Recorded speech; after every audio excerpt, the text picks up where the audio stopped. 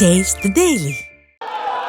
பொன்மனச்செம்மல் புரட்சி தலைவர் எம்ஜிஆர் அவர்களையும் இதயம் புரட்சி தலைவி அம்மா அவர்களையும் வணங்கி பொன்மனச்செம்மல் புரட்சி தலைவர் எம்ஜிஆர் அவர்களின் துணைவியாரும் முன்னாள் தமிழ்நாடு முதலமைச்சருமான மதிப்பிற்கும் மரியாதைக்கும் உரிய திருமதி ஜானகி அம்மையார் அவர்களுடைய நூற்றாண்டு விழா நிகழ்ச்சியிலே கலந்து கொண்டு சிறப்பித்த கலைத்துறையைச் சேர்ந்தவர்களாகிய போற்றுதலுக்குரிய திரைப்பட நடிகை வெண்ணிலாடை நிர்மலா அவர்களே, நடிகை திருமதி ராஜஸ்ரீ அவர்களே, நடிகை குமாரி சச்சு அவர்களே, நடிகை திருமதி ஜெயசித்ரா அவர்களே, நடிகை திருமதி குட்டி பத்மனி அவர்களே, நடிகர் திரு தம்பி ராமையா அவர்களே, இவர்கள் அனைவரும் நேரிலே வந்து இந்த நூற்றாண்டு விழா நிகழ்ச்சியிலே கலந்து கொண்டவர்கள்.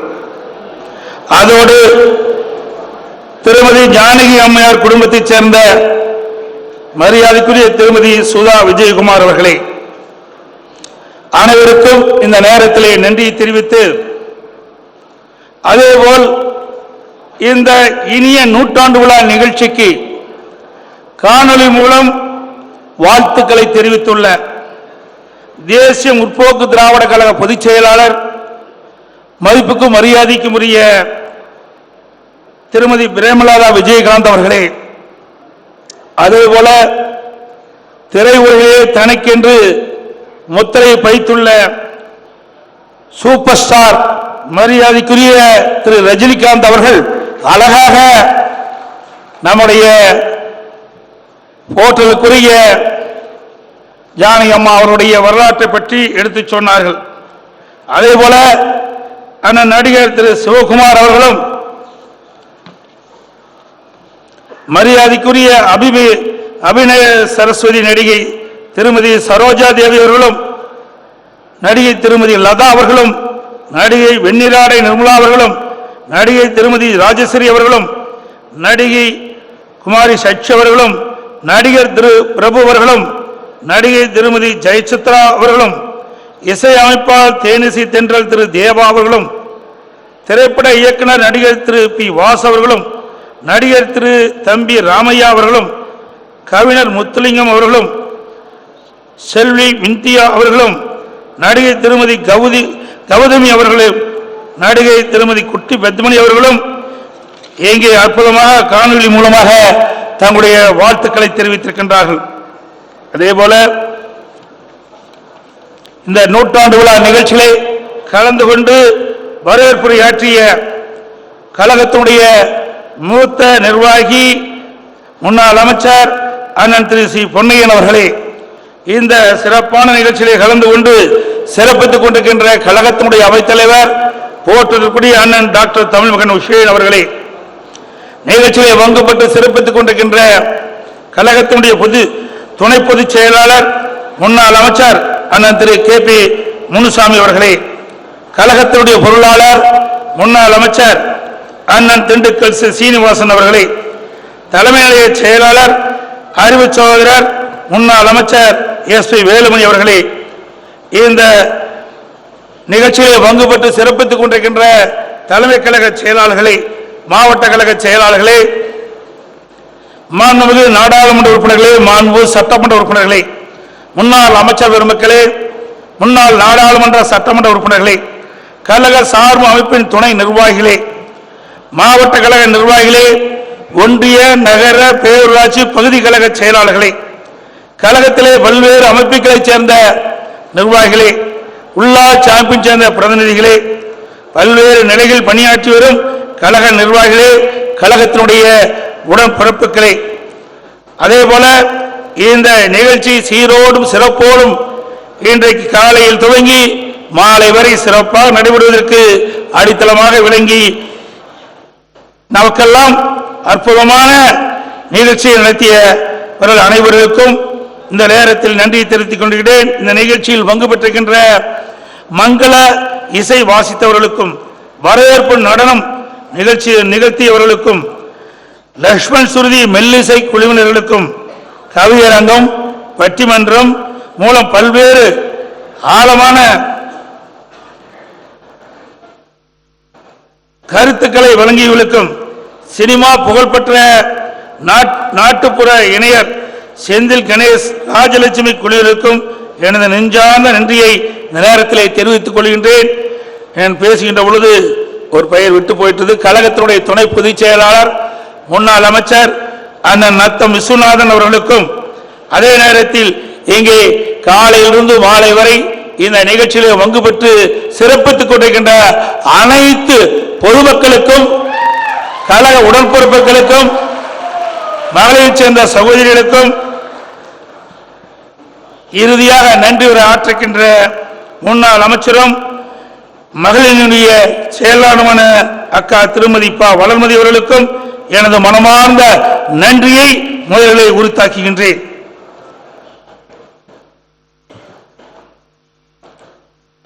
காலையில் 10 மணிக்கு துவங்கிய நிகழ்ச்சி மாலை சுமார் 5-10 மணி வரைக்கும் 5-10 மணித்துளி வரை மிகச் சிறப்பாக எழுச்சியாக இன்றைக்கு நடைபெற்றுக் கொண்டிருக்கின்றன. இன்றைக்கு இது ஒரு குடும்ப விழா.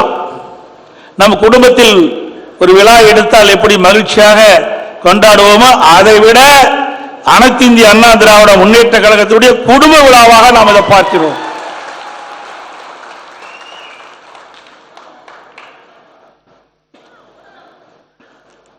இன்றைக்கு பொன்மனச்செம்மல் புரட்சி தலைவர் எம்ஜிஆர் உடைய துணைவியார் போற்றுதல் குறித மறைந்த ஜானகி அம்மா அவருடைய 100ஆண்டு விழா. இதை கொண்டாட வேண்டும் என்று ஏற்கனவே நம்முடைய செயற்குழுவிலே முடிவு செய்யப்பட்டு அறிவிக்கப்பட்டது. இப்பொழுது அதை நாம் நிறைவேற்றி தந்திருக்கின்றோம். பொன்மனச்செம்மல் புரட்சி தலைவர் எம்ஜிஆர் அவர்களுக்கும் நான் முதலமைச்சராக இருந்த பொழுது 100ஆண்டு விழா நான் கொண்டாடினோம். அப்பொழுது முதலமைச்சராக இருந்தேன். உங்களுடைய ஆதரவோடு தமிழ்நாட்டில் இருக்கின்ற 32 மாவட்டங்களிலும் 100ஆண்டு விழா எடுத்தோம். இதுவரை எந்த ஒரு கட்சி தலைவர்களுக்கும் அனைத்து மாவட்டங்களிலும் 100ஆண்டு விழா எடுத்தது கிடையாது. அந்த 100ஆண்டு விழாவை எடுத்த ஒரே கட்சி அதிமுக கட்சி, அதிமுக அரசாங்கம். அதோடு அந்த 100ஆண்டு விழா சாதாரணமாக எடுக்கவில்லை. ஒவ்வொரு மாவட்டத்திற்கு செல்கின்ற பொழுதும் அந்த மாவட்ட மக்களுக்கு என்ன பிரச்சனை என்பதை உணர்ந்து அதற்கு ஏற்றவாறு திட்டங்களை அறிவித்து 100ஆண்டு விழாவை நாம் எடுத்தோம். கிட்டத்தட்ட 32 மாவட்டங்களிலும் சுமார் 562 அறிவிப்புகள் வெளியிடப்பட்டன. நாம் ஆட்சி இருக்கின்ற பொழுதே அந்த திட்டத்தை துவங்கினோம். இன்றைய தினம் 95% பணிகள் நிறைவேற்றப்பட்டு மக்களுக்கு நன்மை கிடைத்திருக்கின்றன. அதேபோல பொன்மனச்செம்மல் புரட்சி தலைவர் எம்ஜிஆருடைய துணைவியார் போற்றுவதற்குரிய வி.என். ஜானகி அம்மா அவருடைய 100ஆண்டு விழாவும் அதிமுக நான் பொதுச் செயலாளர் இருக்கின்ற இந்த நேரத்தில் விழாவை நாம் எடுத்திருக்கின்றோம். புரட்சி தலைவருக்கும் 100ஆண்டு விழா எடுத்தோம். அதே போல பொன்மனச்செம்மல் புரட்சி தலைவர் எம்ஜிஆருடைய துணைவியார் மறைந்த ஜானகி அம்மாள் அவர்களுக்கும் 100ஆண்டு விழாவை எடுத்திருக்கின்றோம். இந்த பாக்கியம் கிடைத்ததற்கு நான் பெரும் பெருமை கொள்கின்றேன். அதேபோல திரு ஜானகி அம்மாள் அவர்கள் 30/11/2023 கேரளத்தில் வைக்கத்தில் பிறந்தார்கள். அவருடைய தந்தை பேர் ராஜகோபால் ஐயர், தாயார் பேர் நாராயணி அம்மாள் அவர்கள். இவருடைய மகளாக அவர்கள் பிறந்தார். அவர் பிறந்தது 17வது வயதிலேயே திரைப்படத்திலே நடிக்க தேர்வானார். அன்றையிலிருந்து திரைப்படத்தை சிறப்பாக திரைப்படத்திலே தோன்றி நடித்தார். பொன்மனச்செம்மல் புரட்சி தலைவர் எம்ஜிஆர் அவரோடு ஜானகி அம்மையார் அவர்கள் ராஜமுத்தி, மோகினி, நாம், மருதநாட்டு இளவரசி போன்ற திரைப்படங்களிலே இணைந்து நடித்தார்கள். திருமதி ஜானகி அம்மாள் அவர்கள் 1000 தலை வாங்கி அபூர்வ சிந்தாமணி என்ற படத்திலே மிகச் சிறப்பாக நடித்து இன்றைக்கு அவர் அந்த படத்தில் அற்புதமாக நடித்ததன் விளைவாக புகழ் உச்சிக்கு சென்ற காலகட்டம். அந்த காலகட்டத்தில் தான் பொன்மனச்செம்மல் புரட்சித் தலைவர் எம்ஜிஆர் அவர்களுக்கும் திருமதி ஜானகி அம்மாள் அவர்களுக்கும் காதல் மலர்ந்து திருமணம் நடைபெற்றது. திருமணம் முடிந்தவுடனேயே திருமதி ஜானகி அம்மாள் அவர்கள் திரைப்படத்தில் நடிப்பதை நிறுத்தி தன்னுடைய கணவர் போற்றுதலுக்குரிய பொன்மனச்செம்மல் புரட்சித் தலைவர் எம்ஜிஆருக்கு பணிவிடை செய்கின்ற சேவை செய்கின்றதற்காக தன்னையே அர்ப்பணித்துக் கொண்டவர்களுக்கு தான் நாம் இன்றைக்கு நூற்றாண்டு விழா எடுத்திருக்கின்றோம்.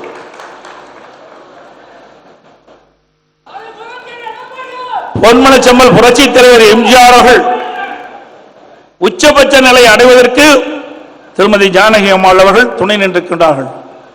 பல்வேறு சோதனையான காலகட்டத்தில் எல்லாம் அவருக்கு பக்கபலமாக இருந்த காரணத்தினால்தான் பொன்மனச்செம்மல் புரட்சித் தலைவர் எம்ஜிஆர் தொட்டதையெல்லாம் வென்றார். பொன்மனச்செம்மல் புரட்சித் தலைவர் எம்ஜிஆர் அவர்களை எம்.ஆர். ராதா அவர்கள் சுடப்பட்ட போது புரட்சித் தலைவர் எம்ஜிஆர் அவர்கள் குண்டடிபட்டு காயப்பட்டு படுகாயத்துடன் மருத்துவமனையில் சேர்க்கப்பட்டார்.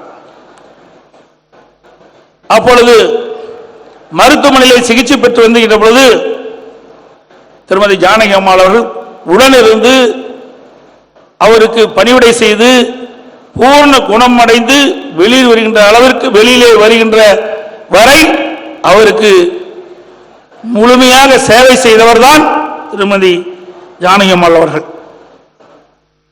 அப்படி பொன்மனச்செம்மல் புரட்சித் தலைவர் எம்ஜிஆர் அவர்களை நேசித்தார், அவருக்காக பணிவிடை செய்தார். அதே போல பொன்மனச்செம்மல் புரட்சித் தலைவர் எம்ஜிஆர் அவர்கள் உடல்நலம் பாதிக்கப்பட்ட பொழுது அமெரிக்கா சென்று சிகிச்சை பெற்ற பொழுது பல்வேறு விதமாக தமிழகத்திலே பேசப்பட்டது. அதையெல்லாம் முறியடித்து அமெரிக்காவிலே அற்புதமான சிகிச்சை பொன்மனச்செம்மல் புரட்சித் தலைவருக்கு வழங்கி பூர்ண குணமாக்கி மீண்டும் முழுமையான பொன்மனச்செம்மல் அவர்களை தமிழ்நாட்டுக்கு அழைத்து வந்த பெருமை நம்முடைய ஜானகி அம்மாவை சாரும். சென்னையிலிருந்து அமெரிக்கா செல்கின்ற பொழுது பொன்மனச்செம்மல் அவர்கள் வருவாரா வரமாட்டாரா உயிரோடு என்று அச்சத்தில் இருந்த மக்களுக்கு பொன்மனச்செம்மல் புரட்சித் தலைவர் எம்ஜிஆர் அவர்களை அழகாக அற்புதமாக எப்படி திரைப்படத்தில் நடித்தாரோ அதேபோல் கொண்டு வந்து சேர்த்த பெருமை நம்முடைய திருமதி ஜானகி அம்மாள் அவரை சாரும். அப்படி அவருக்காக அர்ப்பணித்து வாழ்ந்த திருமதி ஜானகி அம்மாள் அவர்களுக்கு தான் நாம் நூற்றாண்டு விழாவை எடுக்கின்றோம். அதே போல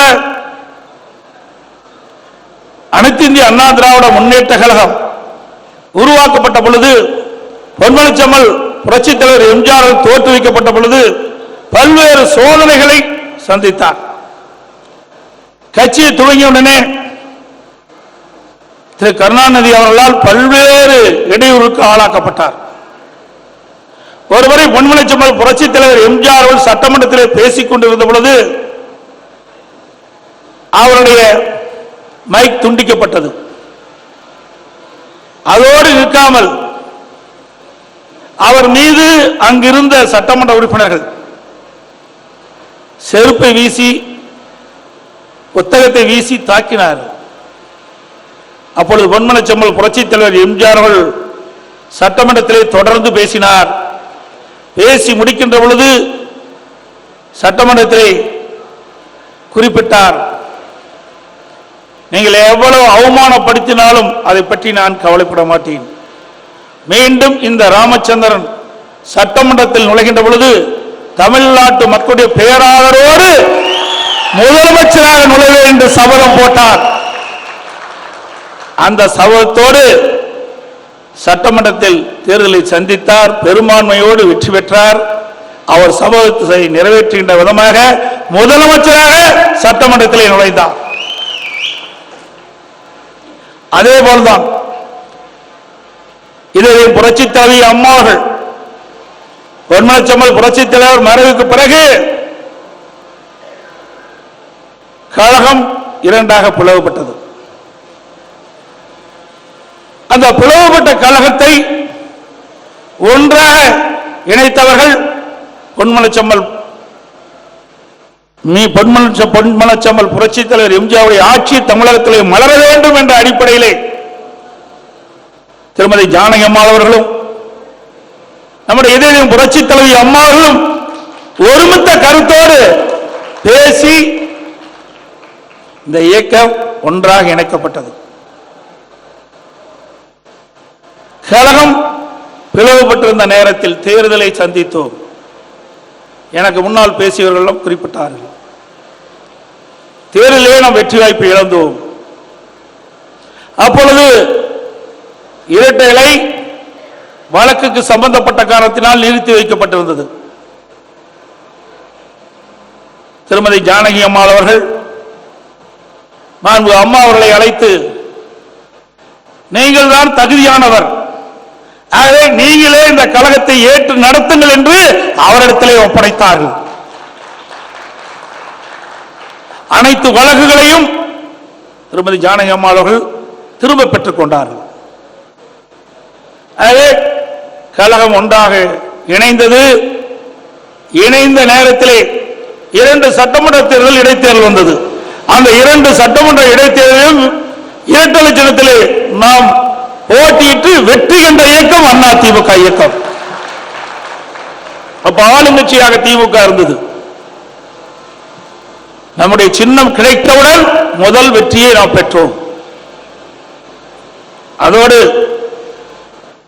பொன்மனச்செம்மல் புரட்சி தலைவர் எம்ஜிஆர் மறைவுக்கு பிறகு மாண்பு அம்மா அவர்கள் கழகத்தை ஏற்று தலைமை ஏற்று நடத்துகின்ற அந்த சூழ்நிலையிலும் பல்வேறு சோதனைகளை மாண்பு அம்மா அவர்கள் சந்தித்தார்கள்.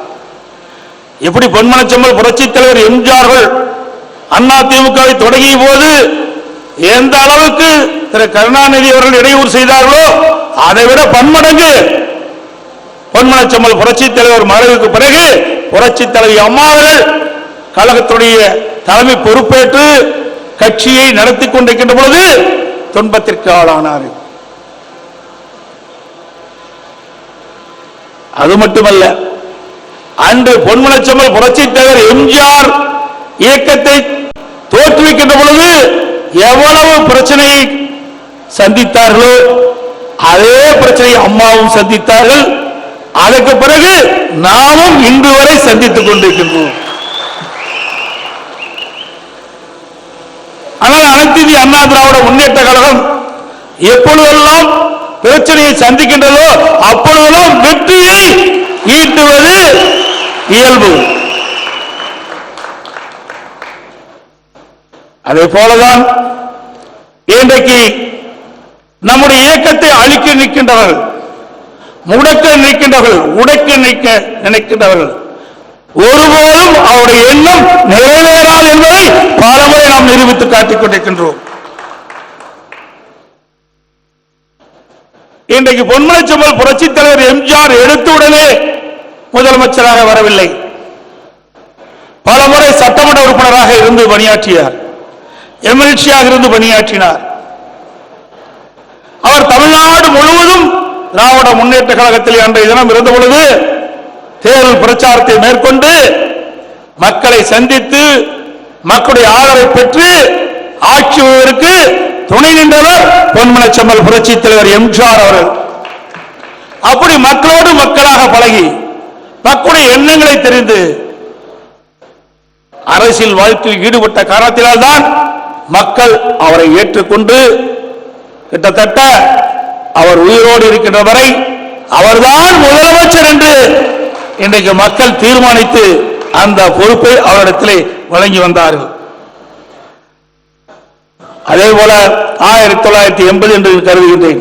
அந்த சமயத்தில் நாடாளுமன்ற தேர்தலில் கூட பொன்மனச்செம்மல் புரட்சி தலைவர் எம்ஜிஆர் இருக்கின்ற பொழுது நாம் 2 இடத்தில் தான் வெற்றி பெற முடிந்தது. இதற்காக சொல்லினேன் சொன்னால் எந்த ஒரு கட்சியும் தொடர்ந்து வெற்றி பெற்ற வரலாறு கிடையாது, எந்த ஒரு கட்சியும் தொடர்ந்து தோல்வியுற்ற வரலாறும் கிடையாது. வெற்றி தோல்வி என்பது மாறி மாறி வந்து கொண்டே இருக்கும். சக்கரம் எப்படி சுரண்டு கொண்டிருக்கின்றதோ அதே போலதான் எல்லா கட்சிகளும் வெற்றியும் தோல்வியும் மாறி மாறி சந்தித்துக் கொண்டிருக்கின்றன என்றும் பல பேர் பேசுகிறார்கள். அனைத்து இந்திய அண்ணா திராவிட முன்னேற்ற கழகம் தொடர் தோல்வி என்று. ஏன் திமுக 10 ஆண்டு காலம் தொடர் தோல்வியை சந்திக்கவில்லையா? சந்தித்ததா இல்லையா?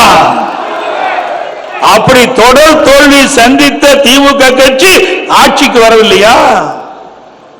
1991 2 இடங்கள் தான் திமுக வெற்றி பெற்றது. 96 அவர் ஆட்சிக்கு வரவில்லையா?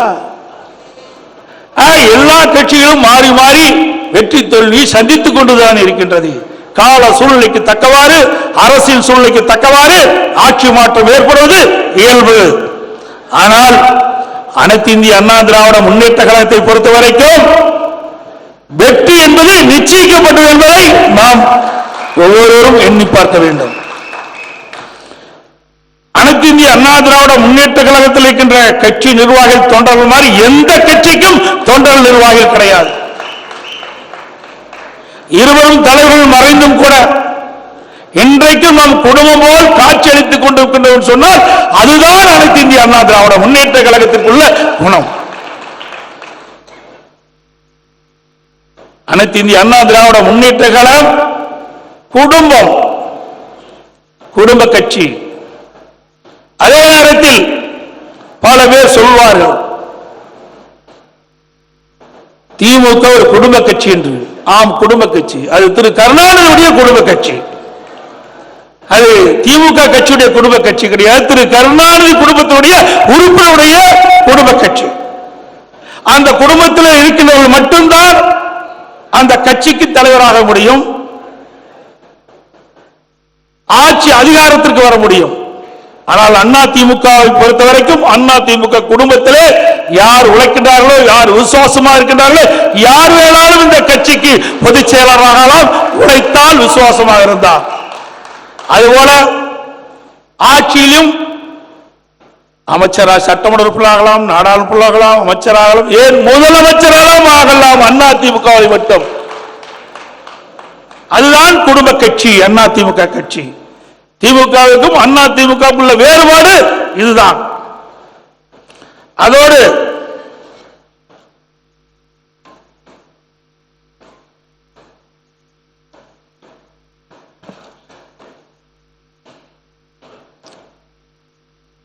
நம்முடைய தலைவர் வகுத்த பாதையிலே நாம் சென்று கொண்டிருக்கின்றோம். இன்றைக்கு தமிழகத்தில் அண்ணா திமுகவும் ஆண்டிருக்கிறது நாட்டை, திமுகவும் ஆண்டிருக்கின்றது. 2 ஆட்சியிலும் ஒப்பிட்டு பாருங்கள். அனைத்து இந்திய அண்ணா திராவிட முன்னேற்ற கழகம் தான் தமிழகத்திலே அதிக ஆண்டு ஆட்சி செய்த கட்சி அண்ணா திமுக கட்சி தான். சுமார் 31 ஆண்டு காலம் ஆட்சி செஞ்சிருக்கிறேன். அந்த 31 ஆண்டு கால ஆட்சியிலே பொன்மனச்செம்மல் புரட்சி தலைவர் எம்ஜிஆர்கள் தமிழகத்துடைய முதலமைச்சராக இருந்து சிறப்பான முறையிலே பணியாற்றுகின்றார். அவருடைய மறைவுக்கு பிறகு இதே புரட்சி தலைவி அம்மாவர்கள் தமிழகத்தினுடைய முதலமைச்சராக இருந்து சிறப்பான முறையிலே பணியாற்றுகின்றார்கள். அவருடைய மறைவுக்கு பிறகு அம்மாவுடைய அரசு 4.5 ஆண்டு காலம் சிறப்பான ஆட்சி தந்திருக்கின்றது. சுமார் 31 ஆண்டு காலம் நல்ல ஆட்சி தந்த கட்சி அண்ணா திமுக கட்சி என்பதை நினைவில் கொள்ள வேண்டும். இந்த 31 ஆண்டு காலம் நல்ல ஆட்சியில் தான் இன்றைக்கு தமிழ்நாடு பல்வேறு துறைகளிலே நாம் ஏற்றம் பெற்றிருக்கின்றோம். இந்தியாவிலேயே தமிழ்நாடு முதலின் மாநிலமாக விளங்கிக் கொண்டிருக்கின்ற சொன்னால் அனைத்து இந்திய அண்ணா திராவிட முன்னேற்ற கழக அரசு போடப்பட்ட திட்டம், அதனால் மக்களுக்கு கிடைக்கப்பட்ட நன்மை இன்றைக்கு நாட்டிலேயே முதன்மை இடத்திலே வைத்துக் கொண்டிருக்கின்றோம். இன்றைக்கு பல்வேறு துறைகள் இருக்கின்றன. எல்லா துறைகளிலும் சாதனை மேல் சாதனை படைத்த ஒரே அரசாங்கம் அண்ணா திமுக அரசாங்கம் தான்.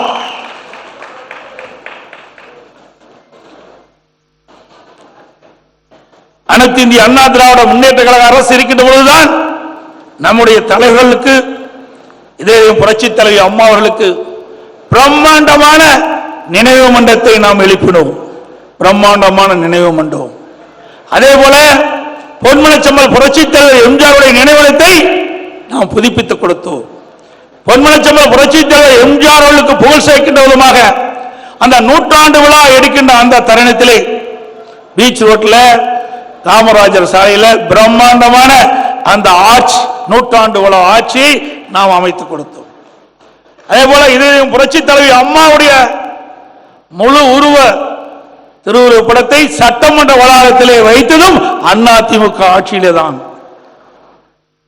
இதயம் புரட்சி தலைவி அம்மாவுக்கு அவருடைய பிறந்த நாள் என்று அரசு விழாவை எடுத்து அறிவித்ததும் அதிமுக ஆட்சியிலே. இதயம் புரட்சி தலைவி அம்மா அவர்களுக்கு பீச் ரோட்ல உயர்கல்வி வளாகத்தில் பிரம்மாண்டமான முழு உருவ வெண்கல சிலை அமைத்ததும் அதிமுக ஆட்சியில. அதோட பொன்மனச்செம்மல் புரட்சி தலைவர் எம்ஜிஆருக்கு புகழ்மேல் புகழ் சேர்க்க நம்முடைய சென்னை சென்ட்ரல் ரயில்வே நிலையத்திற்கு நம்முடைய பொன்மனச்செம்மல் புரட்சி தலைவர் எம்ஜிஆர் பெயரை சூட்டியும் அதற்கு காரணமாக இருந்ததும் அதிமுக ஆட்சி. இப்படி நம்மை உருவாக்கிய தலைவர்களுக்கு நாம் நன்றி செலுத்திய ஒரே இயக்க தொண்டர்கள் நிறைந்த கட்சி அதிமுக கட்சி.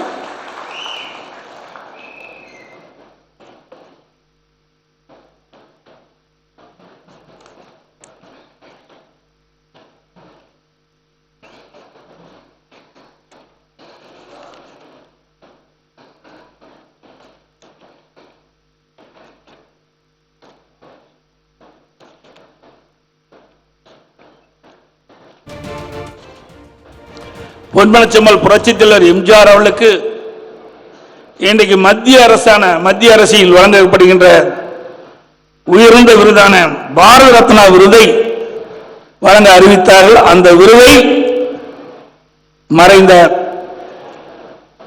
போற்றலுக்குரிய BN ஜானகி அம்மாள் அவர்கள் பெற்றுக்கொண்டார்கள்.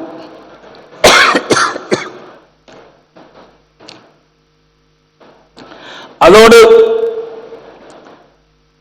அனைத்து இந்திய அண்ணா திராவிட முன்னேற்ற கழகத்திற்கு ஒரு கட்சி அலுவலகம் வேண்டும் என்று பொன்மனச்செம்மல் புரட்சி தலைவர் எம்ஜிஆர் விரும்பிய போது திரைப்படத்தின் வாயிலாக தான் சம்பாதித்த பணத்தின் மூலமாக வாங்கிய அந்த கட்டிடத்தை தானமாக அதிமுக கட்சிக்கு வழங்கியவர் போற்றலுக்குரிய அம்மையார் திருமதி ஜானகி அம்மாள் அவர்கள். இன்றைக்கு இருக்கின்ற அந்த எம்ஜிஆர் மாளிகை திருமதி ஜானகி அம்மாள் அவர்கள் தானமாக அதிமுகவுக்கு வழங்கப்பட்ட கட்டிடம் என்பதை நேரத்தில் எண்ணி பார்க்க வேண்டும். இப்படி நாம் கோயிலாக வணங்கி வந்த அந்த கட்டிடத்தையே சில பேர் உள்ளே நுழைந்து சேலப்படுத்திய காட்சியும் நாம் தான் பார்த்தோம். அதெல்லாம் ஆண்டவன் பார்த்துக் கொள்வார். அதே போல பொன்மனச்செம்மல் புரட்சி தலைவர் எம்ஜிஆர் அவர்கள் உயிரோடு இருந்த பொழுதும் கொடுத்து கொடுத்து சிவந்த கரத்திற்கு சொந்தக்காரர் பொன்மனச்செம்மல் புரட்சி தலைவர் எம்ஜிஆர் அவர்கள் என்று மக்களால் பாராட்டப்பட்டவர். அவர் இருந்த காலம் ஒரு பொற்காலம். அவர் காலத்திலே ராமாவரம் தோட்டத்திற்கு சென்றால் வயிறார அற்புதமான சுவையான உணவு கிடைக்கும். எவ்வளவு பேர் சென்றாலும் எந்த நேரத்தில் சென்றாலும் உணவு கிடைக்கக்கூடிய ஒரே இடம் ராமாவரம் தோட்டம் என்பது நாட்டு மக்கள் அறிவார்கள். அப்படி பொன்மனச்செம்மல் புரட்சி தலைவர் இல்லத்துக்கு சென்றவர்கள் அத்தனை பேரும் உணவறிந்து வந்த காட்சி அந்த காலத்திலே இருந்தது. அதற்கு அடித்தளமாக விளங்கியவர் திருமதி ஜானகி அம்மாள் அவர்கள். கொஞ்சம் கூட மனம் கோராமல் புரட்சி தலைவர் எம்ஜிஆர் என்ன எண்ணுகின்றாரோ அதை நனவாக்கி காட்டியவர் மறைந்த ஜானகி அம்மாள் அவர்கள். அதோடு பொன்மனச்செம்மல் புரட்சி தலைவர் மறைவுக்கு பிறகு இருக்கின்ற பொழுதும் கொடுத்து கொடுத்து சிவந்த கரத்துக்கு சொந்தக்காரர் என்று பாராட்டப்பட்டவர் பொன்மனச்செம்மல் புரட்சி தலைவர் எம்ஜிஆர் அவர்கள். மறைவுக்கு பிறகும் ராமாபுரம் தோட்டத்தில் ஒரு பகுதியை காது கேளாத ஒரு வாய் பேசுவதற்கு தானமாக கொடுத்து அந்த குழந்தைகளையும் வாழ வைத்த தெய்வமாக இருக்கின்றவர் பொன்மனச்செம்மல் புரட்சி தலைவர் எம்ஜிஆர் அவர்கள். எத்தனையோ அரசியல் கட்சி தலைவர்கள் நாட்டிலே இருக்கின்றார்கள், பிறக்கின்றார்கள், வாழ்கின்றார்கள், இறக்கின்றார்கள். ஆனால் தான் வாழ்ந்த இடைப்பட்ட காலத்திலே மக்களுக்கு என்ன செய்கின்றார்களோ அதுதான் மக்கள் மனதிலே நிலைத்திருக்கும். அப்படிப்பட்ட தலைவர்களாக விலகியவர் நம்முடைய தலைவர்கள் பொன்மனச்செம்மல் புரட்சி தலைவர் எம்ஜிஆர், புரட்சி தலைவி அம்மா அவர்கள். தன் வாழ்நாளிலே மக்களுக்காக உழைத்தவர்கள். மக்கள் தான் தன் பிள்ளைகளாக என்று கருதி இரவுகள் வாராமல் உழைத்த தலைவர்கள் நம்முடைய தலைவர்கள் என்று பெருமையோடு இந்த நேரத்தில் குறிப்பிட விரும்புகின்றேன். பொன்மனச்செம்மல் புரட்சி தலைவர் எம்ஜிஆர் அவர்கள் திரைப்படத்திலே நடிக்கின்ற பொழுதும் சரி, திரைப்படத்தின் வாயிலாக பாடல் வருகின்ற பொழுதும் சரி, அது அத்தனையுமே மக்களுடைய எண்ணங்களை பிரதிபலிக்கின்ற பாடல்களாக திரைப்படங்களாக இருக்கும்.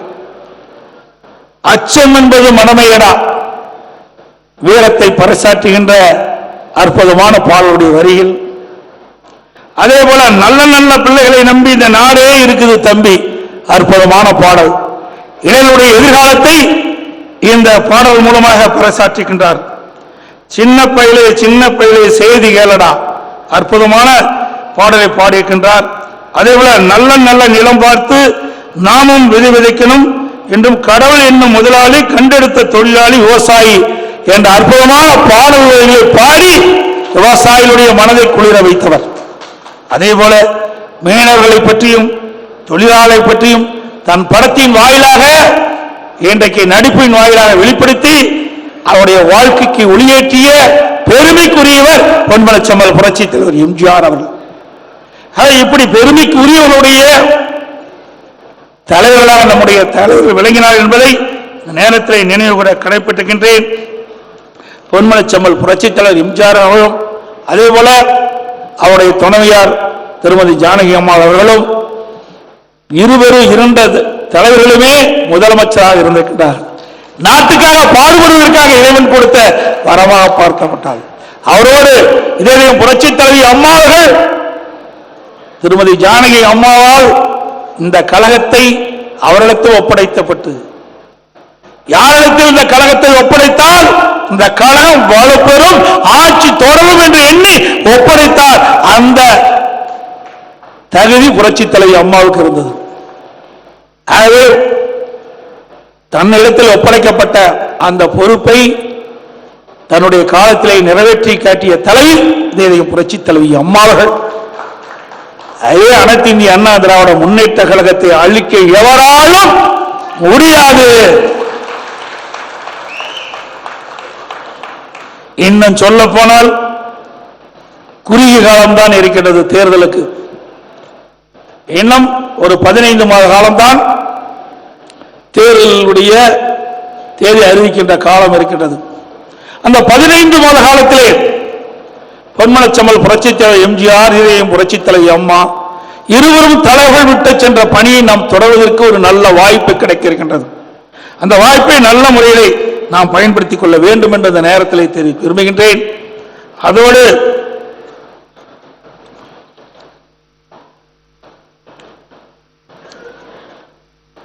நான் வருகின்ற பொழுது முதலாக புகைப்பட கண்காட்சி திறந்து வைத்தேன். அந்த புகைப்பட கண்காட்சி பார்க்கின்ற பொழுது அந்த அரிய வகையான புகைப்படங்கள் எல்லாம் அதில் வைக்கப்பட்டிருந்தது. நாம் பிறப்பதற்கு முன்பாகவே சில புகைப்படங்கள் எடுக்கப்பட்டவை. இங்க வந்திருக்கிறவங்கள கிட்டத்தட்ட 90% பேர் பிறந்திருக்க மாட்டோம் நான் நினைக்கிறேன். அந்த காலத்தில் எடுக்கப்பட்ட புகைப்படங்கள் எல்லாம் இன்றைக்கு காட்சிப்படுத்தப்பட்டது. அதையெல்லாம் பார்க்கின்ற பொழுது நம்முடைய தலைவர்கள் நம்மை வாழ வைப்பதற்காக அவரெல்லாம் பிறந்து வாழ்ந்து நமக்கு இந்த நல்ல நிலைமையை உருவாக்கி தந்திருக்கார் என்பதை நினைக்கின்ற பொழுது உண்மையிலேயே மகிழ்ச்சி அடைகின்றோம். அப்படிப்பட்ட தலைவர் இருக்கின்ற காரணத்தில்தான் நம்மை போல் இருக்கின்றவர்கள் இங்கே நின்று பேசக்கூடிய அளவுக்கு வாய்ப்பு கிடைத்திருக்கின்றது. அப்படிப்பட்ட தலைவர்களுக்கு நாம் எப்பொழுதும் துணை நிற்போம் என்ற நேரத்தில் தெரிவித்து, இந்த நிகழ்ச்சி குறுகிய காலத்திலே தொடங்கப்பட்டது. நீங்க சொல்ல போனா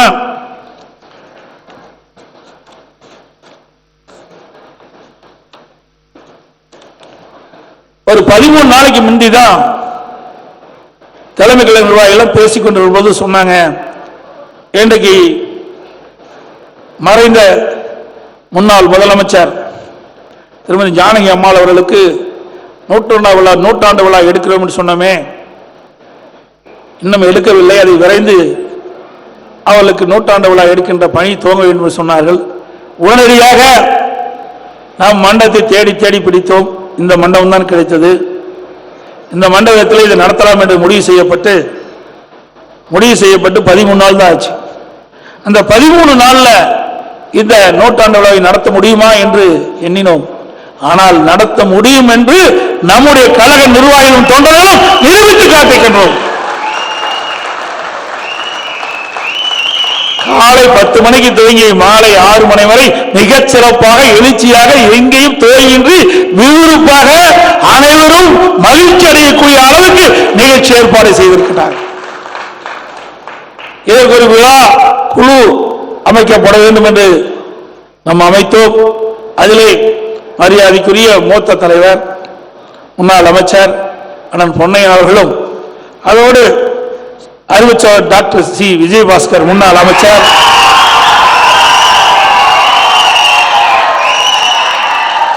பெரும்பாலான படி அவரிடத்திலே ஒப்படைத்தோம். நான் தம்பி கேட்டேன், தம்பி இதெல்லாம் நடத்த முடியுமா, சிந்திச்சு சொல்லுங்க, இல்லைன்னா இன்னும் கொஞ்சம் நாளுக்கு நம்ம அதிகப்படுத்திக்கலாம்னு சொன்னேன். இல்லைன்னா நம்ம திட்டமிட்டபடி இந்த தேதியிலேயே நம்ம வைத்துக் கொள்ளலாம், 24ஆம் தேதியே வைத்துக் கொள்ளலாம், 24ஆம் தேதியிலே நூற்றாண்டு விழாவை நடத்தி விடலாம், எல்லா ஏற்பாடும் செய்து விடும் என்று சொன்னார். அதே போல வேகமாக விரைவாக அவரோடு இணைந்த குழு 6 பேரும் தொடர்ந்து பணியாற்றி 24ஆம் தேதியே சிறப்பாக நூற்றாண்டு விழாவை நடத்தி முடித்தது. அது அறிவிச்சார் டாக்டர் சி விஜயபாஸ்கர் அவர்களுக்கும், அதுபோல் திரு கடம்பூர் ராஜ் அவர்கள், அவர் ஏற்கனவே அமைச்சராக இருந்தார், செய்தித்துறை அமைச்சராக இருந்தார். அவர் பல்வேறு திரை உலகத்தில் இருக்கின்ற திரைப்பட நடிகர்களெல்லாம் சந்தித்து இந்த விழாவுக்கு அவரே நேரடியாக சென்று அழைப்பு விடுத்து அந்த அழைப்பின் மூலமாக அவர்கள் வாழ்த்து செய்தி சொன்னார்கள். பலர் நேரடியில் வந்து வாழ்த்து விட்டு சென்றிருக்கின்றார்கள். காணொலி காட்சி மூலமாகவும் வாழ்த்து தெரிவித்திருக்கின்றார்கள். அவரும் சிறப்பான முறையிலே இந்த விழா நடைபெறுவதற்கு உறுதுணையாக இருந்தார். அதுபோல திரு ஆர் பி உதயகுமார் முன்னாள் அமைச்சர், மாநில அம்மா பேரனுடைய செயலாளர், அவரும் சிறப்பான முறையில் இருந்து பணியாற்றினார். அதே போல அறிவிச்சவர் முனைவர் எஸ் வைகை செல்வன் அழகாக தொகுத்து வழங்கினார். காலையிலிருந்து மாலை வரை சகிப்பு தன்மை இல்லாம அவருக்கென்று ஒரு தனி சிறப்பு இருக்கின்றது. அந்த தனி சிறப்பு அம்சங்கள் அத்தனையும் தொகுத்து வழங்கி இந்த நூற்றாண்டு விழாவுக்கு சிறப்பு செய்தார் அறிவிச்சவர் திரு வைகை செல்வன்.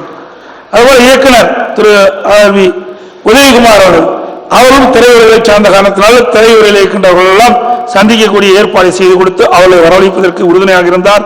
அதோட இந்த மாவட்டத்தினுடைய மாவட்ட செயலாளர் அறிவித்தவர் திரு பெஞ்சமின் அவர்களும் எல்லா சீரோடு சிறப்போடு நடைபெறுவதற்கு பல்வேளைகளிலும் அற்புதமாக